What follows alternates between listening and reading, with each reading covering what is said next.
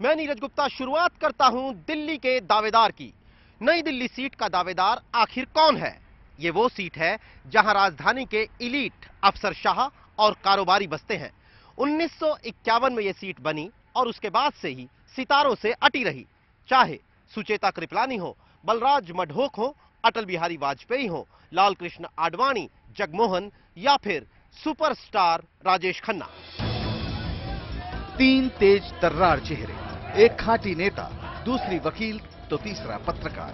कांग्रेस के पिछले 2 बार के सांसद अजय माकन, बीजेपी का कमल उठाए मीनाक्षी लेखी और आम आदमी पार्टी की झाड़ू के साथ खोजी पत्रकार आशीष खेता।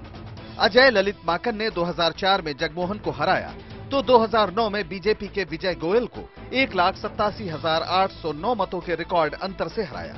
लेकिन इस बार माकन के सामने सत्ता विरोधी लहर है, वहीं मीनाक्षी लेखी मोदी लहर पर सवार है, तो आशीष खेतान के साथ केजरीवाल का असर है।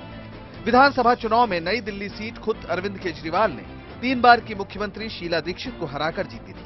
यहां की 10 विधानसभा सीटों में से 7 पर आप ने जीत दर्ज की थी। आबादी और वोटों के समीकरण के लिहाज से भी नई दिल्ली सीट गजब का कोलाज रचती है।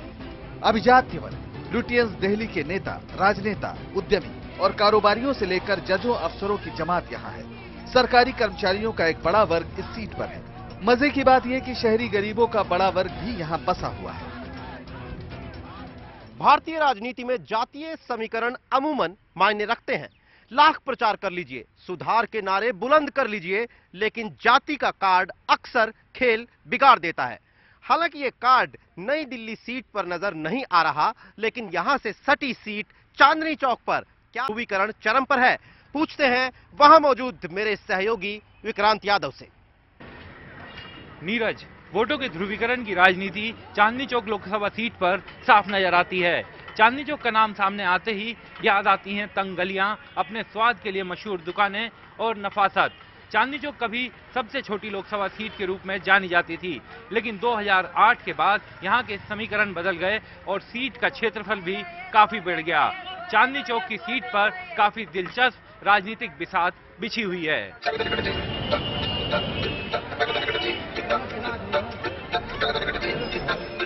ये दिल्ली का ऐतिहासिक चेहरा है जो मुगल कालीन दीवारों के बीच बसे शाहजहानाबाद की याद दिलाता है।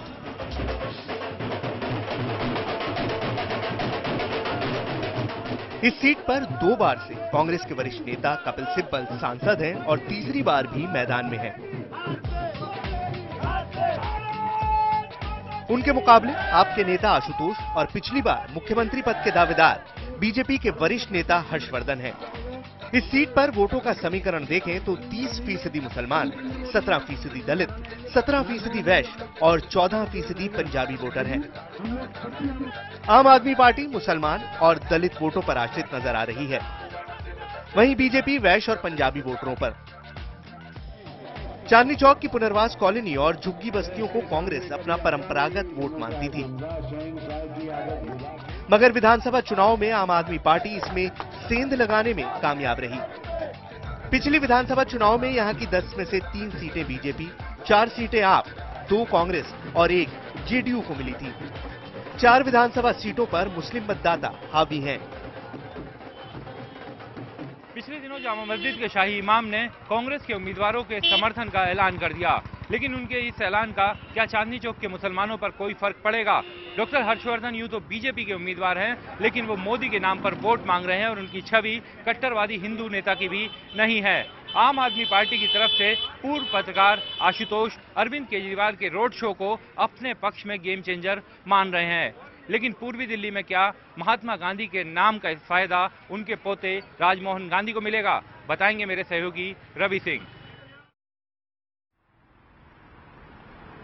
विक्रांत, यमुना पार के इस इलाके में पिछले 5 सालों में काफी पानी बह गया है।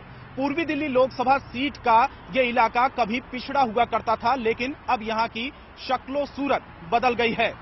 इस इलाके की आबादी है लगभग 25 लाख, जबकि वोटर हैं 16 लाख। इसे दिल्ली नहीं, देश की सबसे घनी आबादी वाले लोकसभा क्षेत्रों में गिना जाता है। कॉमनवेल्थ खेलों के दौरान पूर्वी दिल्ली का चेहरा अचानक चमचमाती सड़कों और उड़ान भरते फ्लाईओवर ने बदल दिया। बिजली, पानी, सीवर से लेकर स्टेडियम और मेट्रो ट्रेनों तक पूर्वी दिल्ली का जबरदस्त शहरीकरण हुआ है। इसका श्रेय यहां से सांसद संदीप दीक्षित से ज्यादा उनकी मां और दिल्ली की पूर्व मुख्यमंत्री शीला दीक्षित को मिलता रहा है। संदीप इस बार भी मुकाबले में हैं। उनकी टक्कर है आम आदमी पार्टी के उम्मीदवार और महात्मा गांधी के पोते राजमोहन गांधी से और बीजेपी के महेश गिरी से। तो क्या विकास की रट लगाए संदीप दीक्षित इस दफा आश्वस्त हैं? माना जा रहा है कि विधानसभा चुनाव के नतीजों के बाद वो सहमे हुए हैं, क्योंकि पूर्वी दिल्ली की 10 विधानसभा सीटों में से 5 आम आदमी पार्टी ने झटक ली, 3 बीजेपी को मिली, जबकि कांग्रेस के खाते में सिर्फ 2 सीट गई। पूर्वी दिल्ली में लगभग 99% शहरी आबादी है, जिसमें लगभग 10% मुसलमान और 15% दलित वोट है, जो अब तक कांग्रेस के ही वोटर माने जाते थे। पूर्वी दिल्ली की बड़ी बड़ी झुग्गी बस्तियों और पुनर्वास कॉलोनियों में भी बड़ा वोट बैंक बसा है। पूर्वी दिल्ली को सालों से देखने वाले लोग यकीनन मानते हैं कि पिछले 10 सालों में इस इलाके का कायाकल्प हो गया है। लेकिन क्या ये बदलाव कांग्रेस की सीट सुरक्षित रख सकेगा? बदलाव का ये सवाल उत्तर पश्चिमी दिल्ली की लोकसभा सीट पर भी मुंह बाए खड़ा है। यहां का हाल बताएंगे हमारे सहयोगी ब्रजेश तिवारी। जी रवि, उत्तर पश्चिमी दिल्ली की लोकसभा की इस सीट की सूरत बदहाल नजर आती है। ये 2008 में पैदा हुई थी। इसे बाहरी दिल्ली से काट कर बनाया गया था। इसके पहले लोकसभा की ये सीट सबसे बड़ी सीट थी। इसमें 21 विधानसभाएं थी, यानी कुल 21 सीटें। साहिब सिंह वर्मा और सज्जन कुमार जैसे नेता उत्तर पश्चिम दिल्ली क्षेत्र का प्रतिनिधित्व कर चुके हैं। 90% शहरी आबादी वाला ये इलाका पुनर्वास कॉलोनियों और झुग्गी बस्तियों से भरा पड़ा है।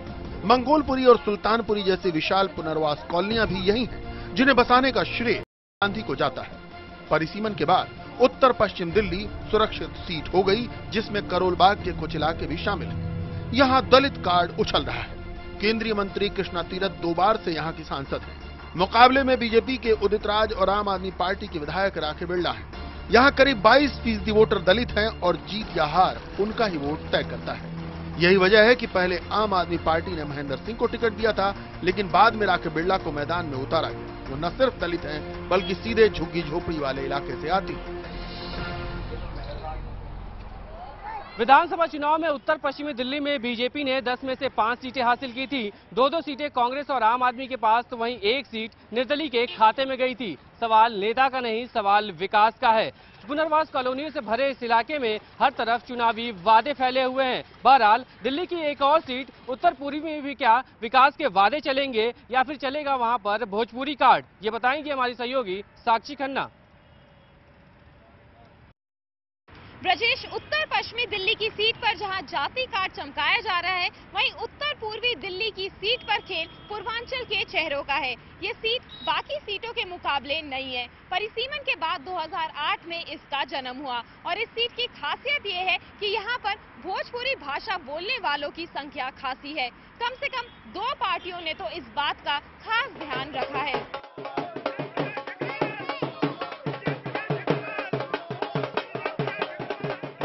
उत्तर पूर्वी दिल्ली, जहां मुकाबले में एक हेवीवेट नेता है, एक भोजपुरी सितारा है, तो एक प्रतिष्ठित शिक्षक है।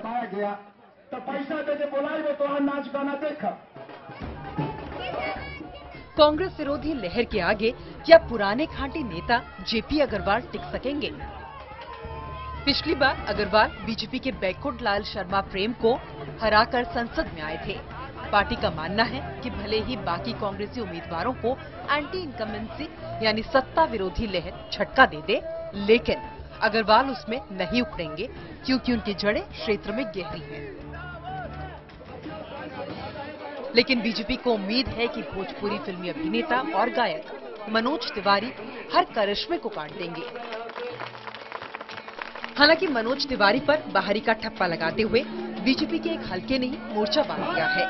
वहीं आम आदमी पार्टी के उम्मीदवार पढ़े लिखे जेएनयू के प्रोफेसर आनंद कुमार है। सब लोग दौरे डाल रहे हैं भोजपुरी भाषी आबादी पर, इसलिए बीजेपी और आप दोनों ने ही पूर्वांचल के चेहरे ही मैदान में उतारे हैं। यहाँ 27% मुसलमान भी हैं, जो अब तक कांग्रेस का वोट बैंक थे। इस बार वो जिधर झुके उसका पलड़ा भारी हो सकता है। उत्तर पूर्वी दिल्ली की आबादी में निम्न मध्य वर्गीय वोटर का दखल बड़ा है। दिल्ली के सबसे पिछड़े इलाकों में ये सीट पीने का पानी, बिजली और खराब सड़कों से दो चार है। विधानसभा चुनाव के दौरान जब कांग्रेस विरोधी लहर चल रही थी, तब भी कांग्रेस को मिली 8 में से 2 सीटें उत्तर पूर्वी दिल्ली से थी। शायद यही वजह है कि पार्टी ने जेपी अग्रवाल पर दांव खेला है। लेकिन क्या 1984 दंगों का मुद्दा अब भी पश्चिमी दिल्ली में जिंदा है? ये बताएंगे मेरे सहयोगी अमित पांडे। भारी उथल पुथल के बाद कांग्रेस ने अंतिम समय में महाबल मिश्रा को फिर मैदान में उतारा। पश्चिमी दिल्ली में महाबल मिश्रा का मुकाबला इस बार आम आदमी पार्टी के जनरल सिंह और बीजेपी के विधायक प्रवेश वर्मा से है। प्रवेश वर्मा जहां पूर्व मुख्यमंत्री साहिब सिंह वर्मा के बेटे हैं, वहीं पूर्व पत्रकार जनरल सिंह 2009 के लोकसभा चुनाव के दौरान चिदंबरम पर जूता फेंककर सुर्खियां बटोर चुके हैं। 1984 के सिख दंगों के इस विरोध में उनकी इस कार्रवाई ने सज्जन कुमार और जगदीश टाइटलर का टिकट कटवा दिया था। पश्चिमी दिल्ली में 25% सिख और पंजाबी आबादी है, वहीं 34% अनुसूचित जाति और पिछड़ी जाति के वोटर। यहाँ बिहार के प्रवासी वोटरों का खासा दखल है। अब तक उनके वोटों पर महाबल मिश्रा का एकाधिकार रहा है और उसने ही 2009 में मिश्रा को सांसद बनाया।